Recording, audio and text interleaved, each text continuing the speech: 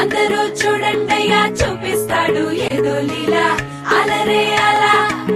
నన్ను నేను ఊహించుకున్నాను అసలు నాకే ఎక్కడ నాకే నమ్మకం.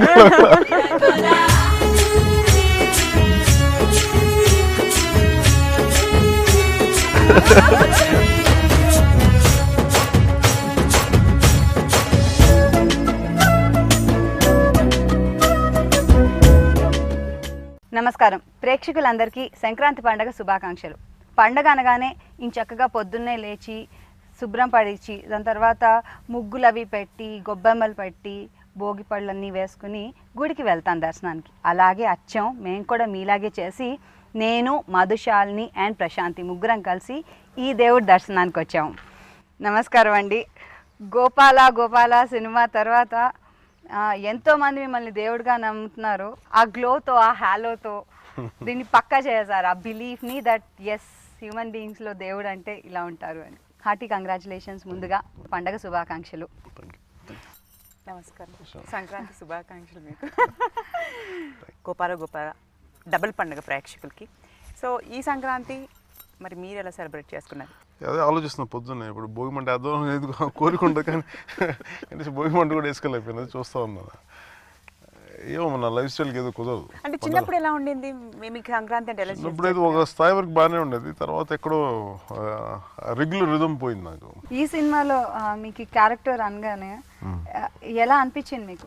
చిన్నప్పటి నుంచి భగవంతుడు అంటే భయం ఉంది దానికి. అంటే రూపురేఖలు లేవు కానీ మనల్ని నడిపించే మనల్ని పుట్టించిన శక్తి ఉంది, అది మనలో భాగం కూడా అని తెలుస్తుంది. అందుకని ఎప్పుడన్నా తప్పు చేస్తే చెప్పేసేవాడిని, మా అమ్మకి చెప్పేసి నేను ఇలా చేశాను. అలాగే ఒకసారి ఎగ్జామ్లో కాపీ కొట్టాలంటే దేవుడు చూస్తాడని చెప్పి భయంతో కాపీ కొట్టలేదు, ఫెయిల్ అయిపోయినా. ప్రిఫర్ భయాలు ఉంటాయి నాకు అట్లా. దేవుడు అంటే చాలా భయం నాకు. మరి ఏకంగా ఇప్పుడు దేవుడే అయిపోయారు ఈ సినిమాలో గోపాల గోపాలలో. పాత్ర నటించాను అంత, దాన్ని అట్లా అయిపోయాను. అంటే ఆ క్యారెక్టర్ వచ్చినప్పుడు అంటే అసలు మీకు డైరెక్టర్ నరేట్ చేసినప్పుడు ఆ క్యారెక్టర్ చేయాలనేది మీ ఫీలింగ్, పర్సనల్ ఫీలింగ్ ఏంటి? అంటే మన నిజమైన భగవంతుడు ఆ భగవతత్వం ఎలా ఉంటుందో ఎవరికి తెలియదు. అది మనం అంటే మేబీ అది మన అనుభవంలోకి వచ్చిన రోజు మనం ఈ ప్రపంచంలో ఉండమేమో. అందుకే ఏదో మనకు తెలిసిన పురాణాలు, మనకు తెలిసిన కథలు, లేదంటే మనం విన్న ఆధ్యాత్మిక విషయాలు, ఇవన్నీ కాకుండా ఒక మంచి చెప్పే వ్యక్తిలా చూశాను నేను భగవంతుడిగా. నేను పాత్రని ఆలోచించడానికి కూడా నాకు ఒక ఎగ్జాంపుల్స్ అంటే ఏం లేవు. అంటే ఒక ధైర్యం చెప్పి ఒక మంచి కోరే వ్యక్తి ఎలా మాట్లాడతాడు, నేను అదే దృష్టితో చూశాను భగవంతుడు. ఒక లీడర్ కోసం వెయిట్ చేస్తున్నారు, నడిపించే వారి కోసం వెయిట్ చేస్తున్నారు ప్రజలందరూ. నాయకుడు అంటే నమ్మించేవాడు కాదు, నాయకుడు అంటే నడిపించేవాడు అని అంటారు. సో అందులో కూడా ఎలా అనిపిస్తుంది అంటే ఎస్ ప్రాబ్లీ అందుకనే భగవంతుడు నడిపిస్తాడని వి ఫాలో హిమ్ అన్న ఒక దృక్పథం కూడా ఉంది. సృష్టికి మూలం భగవంతుడే కదా. దానికి అంటే భగవంతుడు అంటే మనం ఒక మనిషిలాగా చూడాలనుకుంటే చాలా చిన్నగా చూడటం, ఆయన చాలా చిన్నబుచ్చటం మనిషిని. కానీ మనకు అర్థమయ్యే స్థాయిలో మన మనిషిగా చూస్తాం తప్ప ఆయన అసలు మనకి మించిన స్థాయి, మన ఊహలు కూడా అందని స్థాయి భగవంతుడు అనేది నేను అది చూస్తాను. అలా నడిపించడం వల్లే కదా ఎవరైనా ఉంటాం మనందరూ. సో ఆ కాంటెక్స్లో డైలాగ్ ఉంది అనిపించింది అంతే. ఇందులో శ్రీకృష్ణ క్యారెక్టర్ మీరు కృష్ణుడు అంటే చుట్టూ గోపికలు ఉంటారు. మరి ఇక్కడ గోపికలు లేరు, ఎవరు లేరు, మీరు ఒక్కరే ఉన్నారు.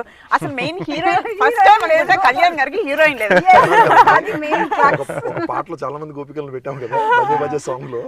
అది అవసరం లేదంటే అక్కడ మనం అంటే కృష్ణ పరమాత్మ కేవలం గోపికలతో అసోసియేట్ ఎందుకు చేస్తాం? అతను చిన్నప్పటి నుంచి ఎన్నో కష్టాలు పడ్డ వ్యక్తి. చిన్నప్పుడే ఇదేనంటే 4 days ఒకసారి 2 days. దీంట్లో నాకు నిజంగా అసహనం వచ్చి కొంత విసుగు కూడా ఉండేది. ఏం తొందరగా అంటే ఒకేసారి చేస్తే నాకు కొంచెం భారం తీరుద్ది కదా అని.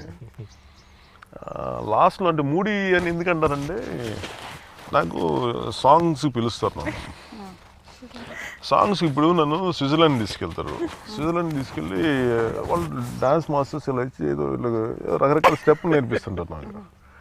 నేను చూస్తాను, నాకేమో ఇబ్బందిగా ఉంటుంది, ఎబ్బెట్టుగా ఉంటుంది అలా చేయాలని. సడన్గా ఇప్పుడు దాకా కొంచెం ఇట్లా మాట్లాడి అక్కడికి వెళ్ళి డ్యాన్స్ చేయమంటే నాకు అసలు బాడీ కథలు లోపల నుంచి. నాకు పై వీళ్ళందరూ ఎవరెవరో చూస్తుండే రోడ్ల మీద, నాకేమో వాళ్ళందరం చూడగానే అసలు ఇంకా లోపల కొంచెం నేను అంటాను, మీరు ఎవ్వరు జనం లేని చోట నన్ను తీసుకెళ్ళాను, అక్కడ ఏదో ఇంకా తప్పదు కాబట్టి చేసేస్తే మనం రోడ్ల మీద పెడితేమంటే నేను శాంతి పారిపోతున్నాను అక్కడ. మేబీ అంటే నేను ఇబ్బంది పడి ఏది చేయలేను. అసలు నేను మెంటల్ ప్రిపేర్ అవ్వాలి. నేను ఇలాంటి చోట్ల చేస్తానే కొన్ని అంటే నేను చేస్తాను, నేను ప్రిపేర్ అవ్వాలి దానికి. అదే పార్ట్ ఆఫ్ మై క్యారెక్టర్ అంటే చేస్తాను తప్ప ఆఫ్ ది క్యారెక్టర్ సడన్గా ఆ రోజుకి షిఫ్ట్ అవ్వమంటే షిఫ్ట్ అవ్వాలి. అది నాకు సమస్య ఉంది. నేను అంటే రీజన్ చెప్తాను, మీరు నన్ను కూర్చోబెట్టి రెగ్యులర్ హీరోస్కి ఉన్న టాలెంట్ నాకు లేదు, అంటే వాళ్ళకు ఉండే కొన్ని క్వాలిటీస్ నాకు లేవు. అందుకని వాళ్ళకి నాలో లేని నేను నాకు ఆపాదించొద్దు అని చెప్పి నేను ఇది ఇంకో పద్ధతిలో చేయమని చెప్పి వెళ్ళిపోతాను. మేబీ దానివల్ల మేబీ మూడి అనొచ్చు. సపోజ్ ఈ క్యారెక్టర్ వరకు ఏంటంటే పాపం ఆయన కూడా ఇబ్బంది పెట్టాను ఒకసారి. అదే నేను అన్నా అనుకున్నాను మిమ్మల్ని మిగతా హీరోస్తో వర్క్ చేయడం అంటే చెప్పినట్టు వినేస్తారు డైరెక్టర్. మరి కళ్యాణ్ గారు ఒప్పుకున్నారు, నేను అంత ఈజీగా ఒప్పుకోను అనేసి దానికి. సో ఇలాంటి రెస్ట్రిక్షన్స్ ఉంటాయి మరి కళ్యాణ్ గారితో వర్క్ చేయడం. మేము ఎప్పుడు బౌండరీ దాటలేదండి. Character demanded we always did that. ఇప్పుడు కూడా ఒక్క స్టార్ ని హ్యాండిల్ చేయడం ఒక ఎత్తు, ఇక్కడ multi star the 2 big stars. మీకు ఎప్పుడైనా ఆ ప్రెషర్ అనిపించిందా? ఎప్పుడు అనిపించలేదండి. I think they are sweetest peoples I have ever met. They wonderful to work with. ఎప్పుడు అనిపించలేదు. You are very right. ఆ స్క్రీన్ లో కూడా మాకు అలా అనిపించింది తెలుసా, ఎందుకంటే ఇద్దరు నిజంగా బ్రదర్స్ లాగా. అండ్ వెంకటేష్ గారు's work was also very commendable. అంటే మాకు మధ్యకి లోపల నుంచి అంటే మా ఒకళ్ళనొకళ్ళకి వి హావ్ బ్రదర్లీ ఫీలింగ్ ఇద్దరికి లోపల నుంచి ఉంది మా ఇద్దరికి. అంటే పెద్ద మేము కూర్చొని పెట్టి అది బయటకి ఎగ్జిబిట్ చేయంగానే ఇద్దరు ఆయనకి నాకు కైండ్ ఆఫ్ బ్రదర్లీ ఫీలింగ్ ఉంటుంది. ఒకసారి సెట్ కూడా వచ్చాను నేను. ఇప్పుడు విశ్వరూపం సీన్ ఉంటుంది కదా, హాస్పిటల్కి వచ్చే సీను. ఆ రోజు అందరు ప్రిపేర్ అయ్యారు. సెట్లోకి రాగానే నాకు లోపల ఖాళీగా ఉంది. డైలాగ్స్ ఇస్తే ఈయన చెప్పారు, సీన్ ఎక్స్ప్లెయిన్ చేశారు. నేను వింటా ఉన్నాను, బాగుందని, చాలా బాగుంది. అది అంటే ఇది నేను చెయ్యాలంటే అసలు నాకేం కనిపించట్లేదు. ఏ డైలాగ్ చెప్పాలి నాకైతే లోపల నుంచి అసలు ఏం కదలలా, భయం వేస్తుంది. 1 గంట 2 గంటలు చూసాను. తర్వాత ఆయన దగ్గరికి వెళ్ళాను, వెంకటేష్ గారి దగ్గరికి వెళ్ళాను. సార్ ఈరోజు లోపల నుంచి భగవంతుని కనిపించలేదు, వెళ్ళిపోయి ఒక 10 days తర్వాత చేశాను. బట్ అది కనిపించిందండి.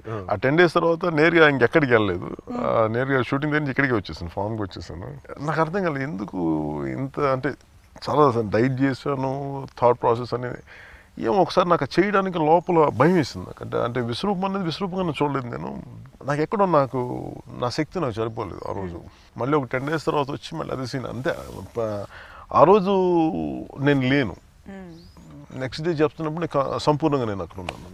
ఆ 10 days లో మీరు ఏం వర్క్ చేశారు, ఎలా ప్రిపేర్ అయ్యారా? 10 days 10 days అసలు ఏం చేయలేదు. ఇక్కడ కూర్చొని యోగా ఎక్కువ చేశాను. అంటే ఇవన్నీ చేయడం వల్ల వస్తాయండి, అది అలా కూడా ఏం కాదు. అంటే నేను ఏదో దారి ఎత్తుకున్నాను ఏం చేస్తే బాగుంటుంది అనేది. చేసిన తర్వాత ఎక్కడో చేయగలను నమ్మకం వచ్చింది, వచ్చి చేశాను. ఇట్ ఆల్వేస్ హ్యాపెన్స్ అండి if you are true to the character. At least a character like this, ఓ జెన్యూన్ క్యారెక్టర్ ప్లే చేస్తున్నాం, దేవుని క్యారెక్టర్ ప్లే చేస్తున్నాం అంటే if you are really true to it. Like what I have seen in him is right from his diet to his behaviour to his being close to the nature, ఇదంతా reflection కనిపించిందండి. ఇవాళ if people are saying it's looking very good, it's looking gorgeous, is looking like God, I think ఖచ్చితంగా it's not easy. Bike పైనుంచి దిగినప్పుడు ఏదైతే glow ఉందో ఆ ఒక చామ్, తెలియని చామ్ నిజంగా ఈ సినిమాకి కనిపించింది. మాకు ఎండింగ్ వరకు, త్రూ అవుట్ ఎండింగ్ వరకు అదే చామ్ని మీరు కంటిన్యూ చేశారు. అది డైట్ వల్ల లేకపోతే ఏంటండి రీజన్? స్పెషల్గా కనిపించింది. ఒకటి ఫస్ట్ చెయ్యాలి అంటే గౌరవం ఇవ్వాలి పాత్రకి అనేది ఫస్ట్ థాట్ లెవెల్ వస్తుంది. అంటే బేసిక్గా నా లైఫ్ స్టైల్లో అంత ఎక్స్ట్రీమ్స్లో ఏమి ఉండదు. అంటే నాకు ఎక్కడ బయటికి వెళ్ళను, చాలా తక్కువ రెస్టారెంట్స్, తక్కువసారి బయటికి వెళ్తాను, రెస్టారెంట్స్కి వెళ్తాను. వెరీ ఫ్యూ టైం, మేబీ ఒక వెళ్ళి మీరు లెక్క పెట్టచ్చు ఎన్నిసార్లు వెళ్తాను బయటికి. ఇక్కడే ఎక్కడ తిరుగుతాను. ఎక్కడి నుంచి వెళ్తారు, ఏ రెస్టారెంట్కి వెళ్తారు, మహిళా అభిమానులు ఎక్కువ ఉన్నారు. 100 ట్రాఫిక్ జామ్ అయిపోతుంది రూట్ చెప్తే. ఓకే ఫైన్ సార్, మీ ఫుడ్ గురించి నాకు బేసిక్గా తక్కువ అలాంటి ఏదైనా అభిప్రాయం చెప్తాను తప్ప, ఎస్పెషల్లీ ఇది చేసేటప్పుడు ఏమనిపించిందంటే నాకు ఇంకా మిగతాన్ని తీసాను, అంటే ఎక్స్ట్రా థాట్స్ ఏమైనా ఉంటే అన్నీ తీసాను. తర్వాత డైట్ ఒకటి బాగా అంటే నియంత్రించుకోవడానికి ఆలోచన. తర్వాత అండ్ యోగా అండ్ పిలాటిస్ పురాణ శ్రవణం అంటే పురాణాలు వినటం, ఆలోచనలు వేరే వాటి వైపు మళ్ళకుండా ఎంతసేపు భగవంతుడికి సంబంధించిన విషయాలు వాటి చుట్టే ఆలోచనలు పెట్టాను. పాటలు విన్నా కానీ భగవంతుడికి సంబంధించిన పాటలు అది నేను చేస్తున్నాను. స్పెషల్లీ సినిమా కోసమా? నేను బేసిక్గా వినేది కొంచెం బాగానే వింటాను భగవంతుడి. దీనికోసం ఇంకేం మిగతాయి కట్ చేశాను, మిగతా కొంచెం ఇన్నేమంటే అవి తీసేసాను, ఓన్లీ భగవంతుడికి సంబంధించినవి విన్నాను అంతే. అందుకనే బాగా అనిపించారండి. అంటే ఏం లేదంటే మనకు తెలియదు కదా భగవంతుడికి సంబంధించింది ఎలా ఉంటాడు అంటే సాధ్యమైన మేరకు థాట్ వేరే వాటి వైపు దృష్టి మళ్ళకుండా చేసే ప్రయత్నం అంతే. అంటే ఇవన్నీ వల్ల వస్తాయా అంటే నాకు తెలియదు, కానీ అట్లీస్ట్ నా ప్రయత్నం నేను చేశాను.